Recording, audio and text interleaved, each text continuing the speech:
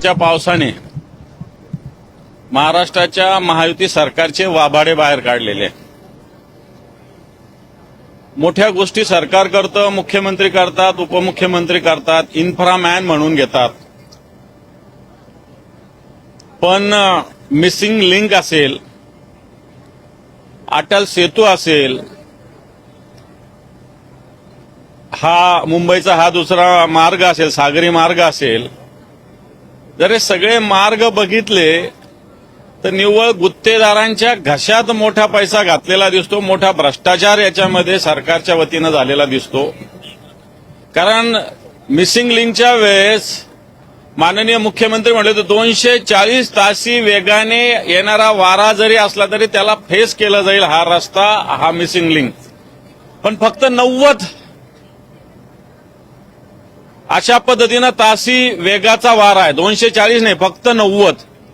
असं असताना मिसिंग लिंकचा पूर्ण गळती लागलेली आहे. त्याचा जो प्रवेशद्वार आहे तिथं मोठ्या प्रमाणावर दरड कोसळलेली आहे.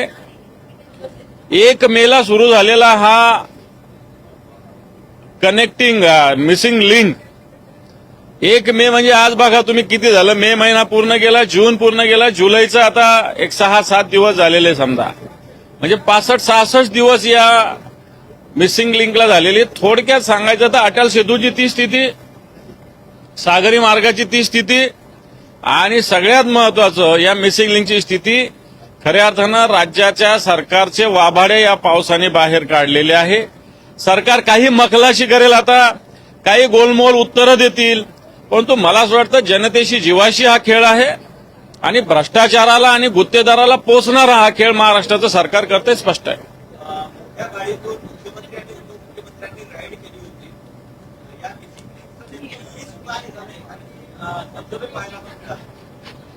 हे पहा, बोगद्यामध्ये धबधबे सुरू आहे, बाहेर नाही, बोगद्यामध्ये धबधबे सुरू आहे. तुमच्या मीडियामध्ये पण दाखवलेले आहे, लोकांनी पण व्हिडिओ केलेले. आता तो मार्ग पूर्णपणे बंद आहे.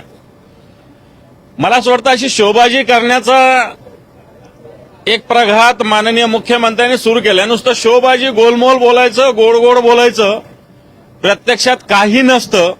आतमधून सगळा मोठ्या घरचा पोकळ वासा, अशा प्रकारचे ग्रामीण भागात म्हणे, असा पोकळ वासा या सरकारने निर्माण केलेला आहे. मराठवाडा वॉटर ग्रीड प्रोजेक्ट संदर्भात त्या तत्कालीन सरकारच्या आणि या सरकारच्या 2 बैठका झाल्या. 4,500 कोटीची तरतूद करण्यात आली, मात्र त्याच्यावर काम पूर्णत्वास नाही गेलं, सुरू नाही झालं. हे पहा, 4,500ची तरतूद कोणी केली? एस्टिमेट बनवणं म्हणजे काय तरतूद होणं आहे का? अजून याचा 1 इंचही काम पुढे ढकललेलं नाही. एवढ्या मोठ्या प्रकल्पाचा सगळ्यात आधी प्रोजेक्ट रिपोर्ट बनवावा लागेल, सर्वेक्षण करावं लागेल. त्या सर्वेक्षणासाठी सुद्धाच पुरेसा निधी अजून आलेला नाही. त्यामुळे या फक्त बाजारात तुरी आहे, बाकी काही नाही.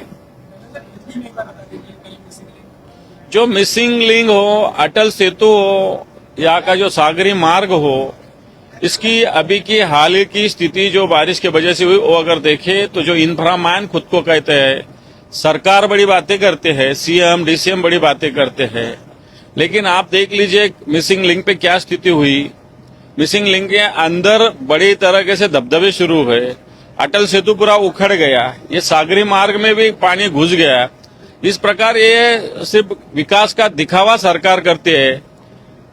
प्रत्यक्ष देखा जाए तो ये विकास का सिर्फ दिखावा है, प्रत्यक्ष विकास कहीं हुआ नहीं. ये सिर्फ भ्रष्टाचार के लिए बड़े बड़े प्रोजेक्ट लाए जाते हैं, भ्रष्टाचार इसमें करोड़ों रुपए का किया जाता है. इस भ्रष्टाचारी कंपनी के माध्यम से भारतीय जनता पार्टी को बड़ी तरह से फंडिंग लिया जाता है. अभी जो मिसिंग लिंक बनाने वाले कंपनी ने 55 करोड़ रुपए के erectile bond Bharatiya Janata party को दी थे. कैसे क्या दिए है?